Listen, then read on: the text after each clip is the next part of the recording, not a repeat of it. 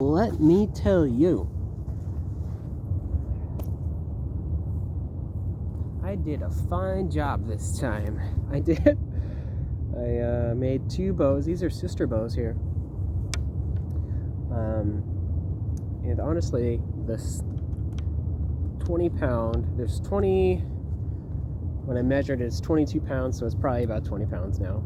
It's going to set in. And this one was 47. So this was probably going to go down to like 40, just under 45. This one is fast. It's like, it feels good. Feels good, like a nail driver. Feels good. This one's got a shelf and a formed handle and all that. It's very simple, very lean. As one of my neighbors I went over to their place and they were expressing that they like primitive skills, and I just came over and I showed them this, and they're like, these are very lean, unlike modern bows that are just makes me so irritated. So a small rant. We've been making these bows for thousands of years, and a lot of it is carried over. People have learned from the bows that were made for thousands of years, but there are so many things that they just forgot. And for the sake of efficiency, really what it is to stick in the string instead of doing all these incredible glue ups and layered plywood things, fiberglass. It's all for the sake of efficiency, and they make beautiful things, but they're so unnatural and weird. This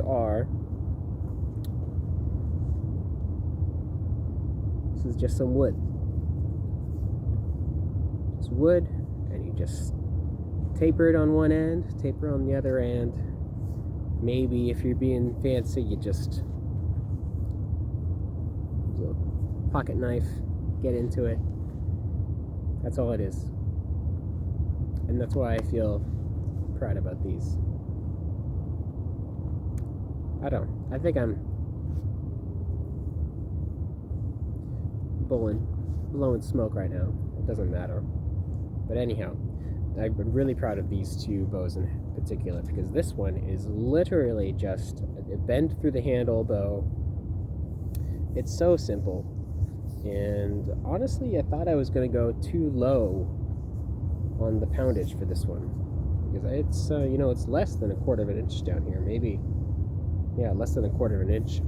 Very small.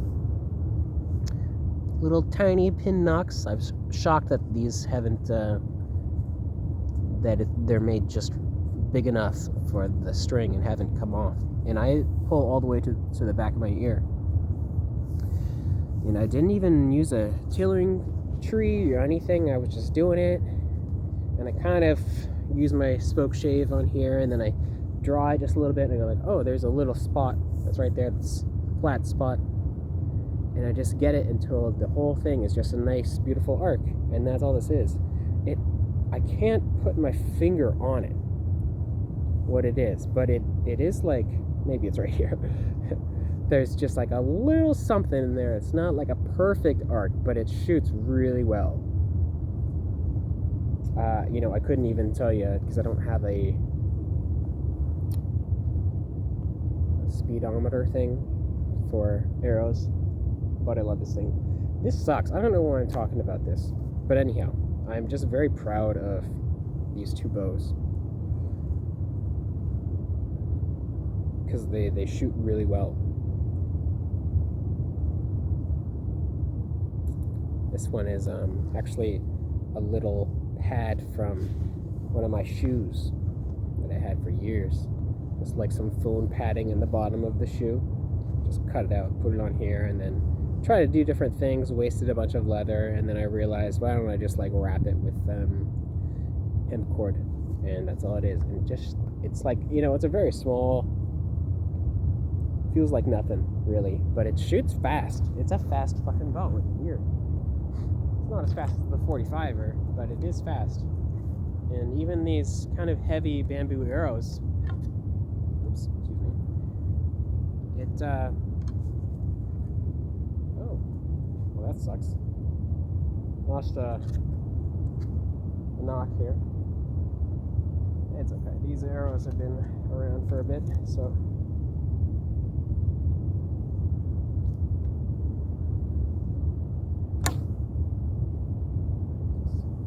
it's a relaxing bow. Feels good. I kind of don't want to give it to Lou because it's so...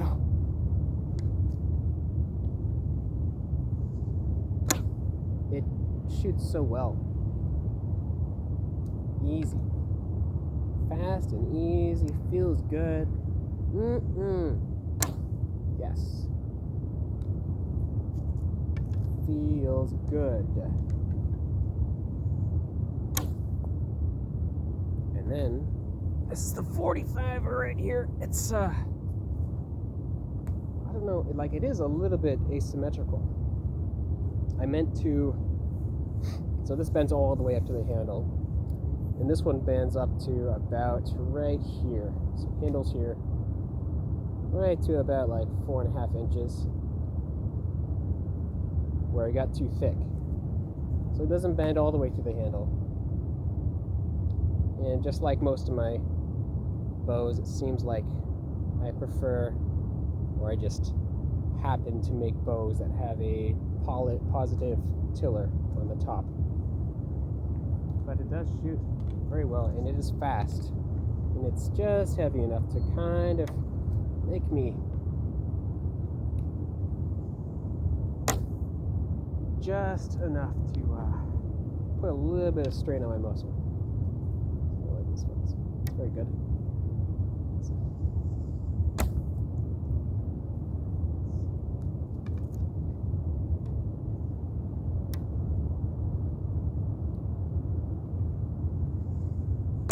Oof, that was a bad arrow. Too fat.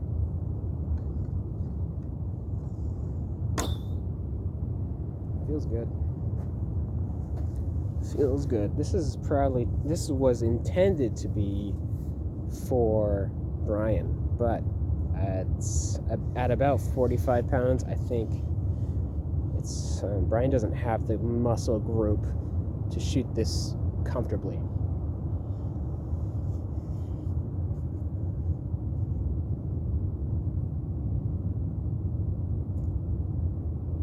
Anyhow, yeah. So I like this bow. I might do something else on the handle here, or I might just leave it naked like that.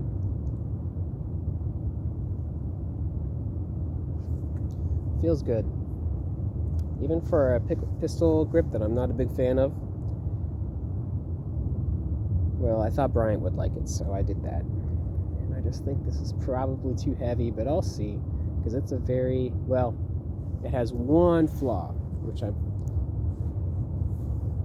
have not yet kicked myself for it, but it feels like I should. There's a, we call it a grain violation, and it goes all the way up to here. Right here.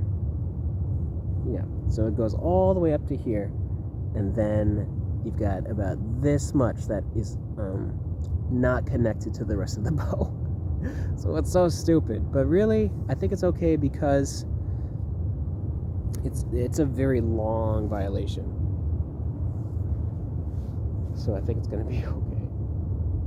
But what I did on this one is that since these are sister bows, and they really were like this, they were just like cut out of a board, I just ripped this one, and then I did 2 triangles.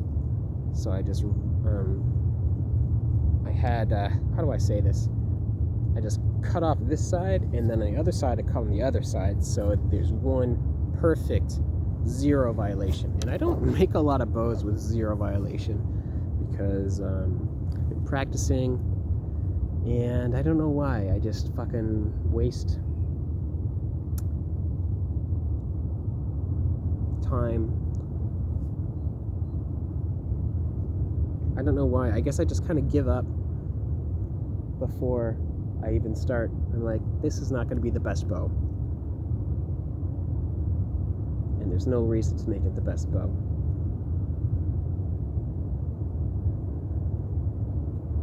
Kind of stupid. I don't know why I do that. But really, it's okay. Because all these bows are not, they're like freebies, you know. I'm gonna give them away, I'm gonna sell them for $20, something like that, you know. Just give it to a friend. This one, I'm proud of this one. It's only 20 pounds, even the handle. I think the handle's kind of ugly. That's good. It feels okay. But this one, I would value this at least $50. And I feel good about that. At least. Even though I spent probably 5 hours or so on it, maybe a little bit more. It feels good. Because I really just whipped it out. And I didn't give up in the beginning. I was like, you know what? I feel not great about having such a large violation on this one, that I want to see if I can just do something. And I also wanted to do a few things. Like, there is a particular native bow that is in the middle. It actually comes to a point like this, and I just think it's kind of a cool look. It's just for aesthetic purposes, because the natives liked aesthetics a lot, just like a regular person. And I meant to do that, but really what ended up happening is that I just did a bend through the handle bow, because I just didn't want to tackle that. And I was, in my mind, I was thinking this will be kind of like a English longbow, but it's going to be very short. Anyhow, what happened after all these thoughts is it just basically came into a flat bow. And I'm finding that at first I was doing flat bows that are basically just like throw in through a table saw, and then just tiller it down, just basically as like a rectangle cross section. But as I do these, I find that I really do like all the bows that I really liked have had a lenticular cross section. Just really, it is like a pleasant thing to use. And when you do have a rectangular cross section and you're doing tillering by hand, it's easy to get one side that's like off kilter, and then this side is a lot stronger than this one, and then you get a little twist. But if you do a lenticular cross section, it's very hard to get it so bad that a twist like that is, you know, a deal breaker, because it's more like a curved surface, and it wants to bend, you know, in every way naturally, rather than just like a square cross section. And I do that a lot, you know, because I am right-handed, and I'm not even using a shave horse. I'm not using a shave horse, so I do find that I'm usually cutting deeper on the right side a lot. Even on this one. This is good. And then right up here, yep, there's a flat spot on one side, but it's still a lenticular cross section.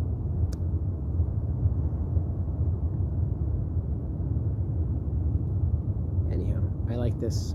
They seem to be great. That's all I have to say. I'm just proud of these.